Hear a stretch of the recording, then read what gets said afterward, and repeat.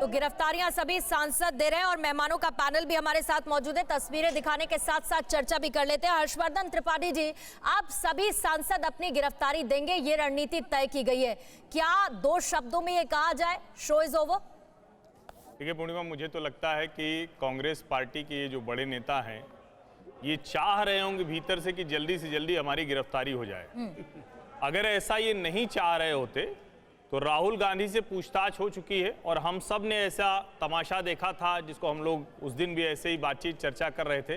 क्या उसके बाद देश भर में कांग्रेस पार्टी किसी तरह का कोई मूवमेंट, कोई आंदोलन चलाने की स्थिति में आ पाई? क्या ये नेता जो दिख रहे हैं, इनमें से कोई भी एक नेता इस मुद्दे पर या किसी दूसरे मुद्दे पर देश भर में कहीं भी, दिल्ली आप छोड़ दीजिए, देश भर में कहीं भी कोई राज्य इकाई, कोई ऐसा मोमेंटम, कोई ऐसा जनता के साथ जुड़ के आंदोलन क्रिएट कर पाई? क्या ये कांग्रेस की अब पूरी शक्ति भर यही है क्या? क्या इससे आगे विस्तार की संभावनाएं समाप्त हो गई हैं क्या?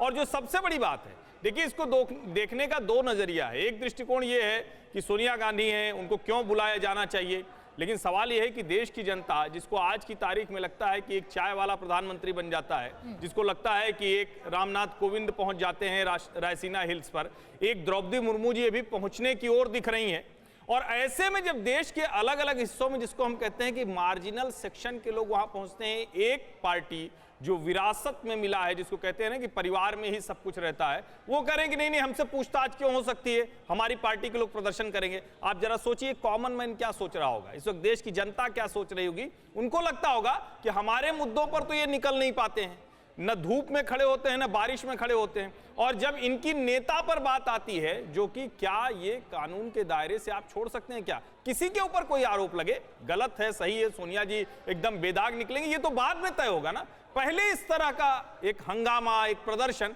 मुझे तो नहीं लगता इसका कोई राजनीतिक लाभ होने वाला है। कोई इसमें त्याग जैसी या कोई ऐसी, जिसको हम कहते हैं ना कि कोई उसका पॉजिटिव आउटकम होगा, ये मुझे नजर नहीं आता है। नहीं, एक ये सवाल तो है ही कि कानून सबके लिए बराबर है, और अगर ईडी नेशनल हेराल्ड के केस में पूछताछ करने की कोशिश कर रही है, सोनिया गांधी से पूछताछ की जा रही है, तो इस पर इतना हंगामा क्यों? लेकिन राहुल देव जी, दूसरा सवाल ऑपोजिशन की तरफ से, न सिर्फ कांग्रेस पार्टी बल्कि पूरे ऑपोजिशन की तरफ से ये उठाया जा रहा है कि विपक्ष की आवाज दबाने की कोशिश की जा रही है, लोकतंत्र को देश में खत्म करने की कोशिश की जा रही है। ये जो बड़ी बातें की जा रही हैं, इसमें कुछ दम नजर आता है क्या आपको?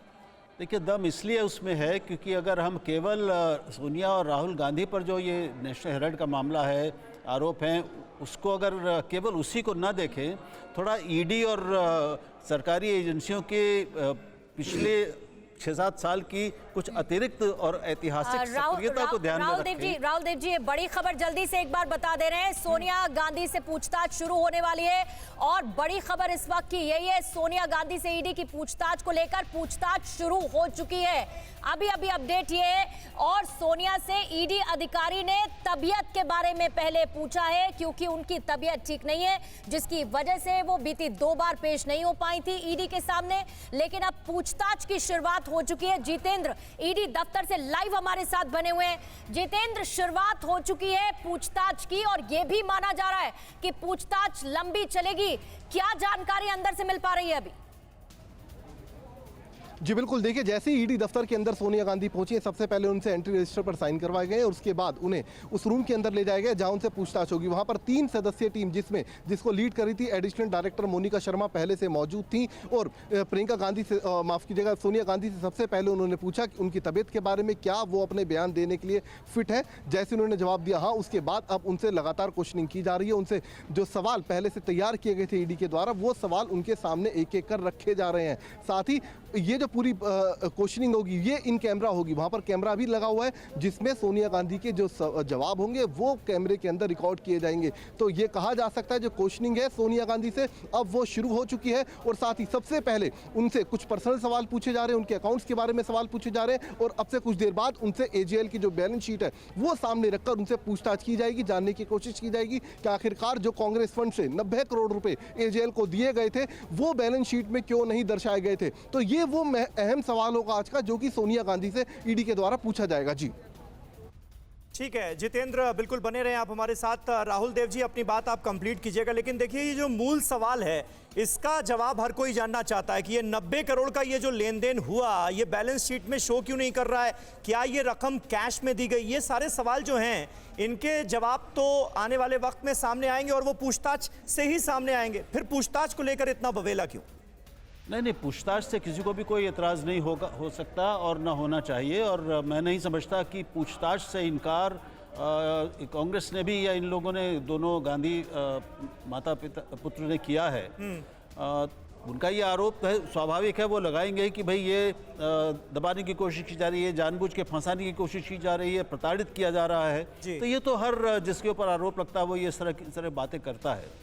सवाल ये है कि ईडी के हम केवल इसी मामले को देखेंगे या अगर हम अपनी दृष्टि को थोड़ा व्यापक रखेंगे तो कम से कम मुझे तो दिखता है कि जो सरकारी जांच और पुलिस की एजेंसियां हैं वो पिछले जो कई साल से उनकी एक ऐतिहासिक और अभूतपूर्व सक्रियता दिख रही है, जिसके निशाने पे ज़्यादा विपक्ष के लोग या पत्रकार रहते हैं या जो आलोचना करने वाले लोग हैं वो रहते हैं, गिरफ्तारियों के भी शिकार वो ज़्यादा होते हैं। तो एक उसका पैटर्न आपको साफ उभरता हुआ दिखता है।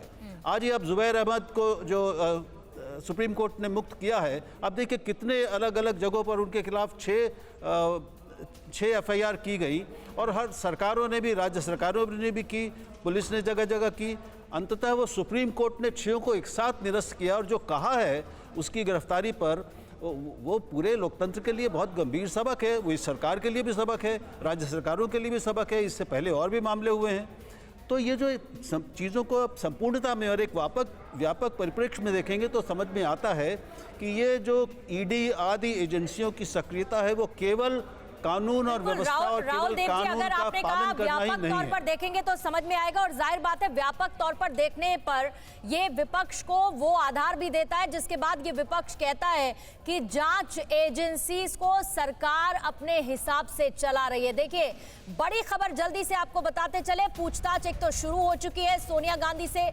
ईडी ने अपने सवाल जवाब का सिलसिला शुरू कर दिया है मनी लॉन्ड्रिंग केस में, लेकिन सबसे पहले तबीयत के बारे में पूछा, यह भी पूछा कि क्या आप सवालों के, क्या आप उसके जवाब देने के लिए यानी उसके बयान देने के लिए आप तैयार हैं, और जो भी पूछा जाएगा उनसे उसे कैमरे में रिकॉर्ड भी किया जाएगा। तो एक तरफ पूछताछ शुरू हो चुकी है तबीयत के बारे में पूछने के साथ साथ कि क्या आप बयान देने के लिए भी तैयार हैं।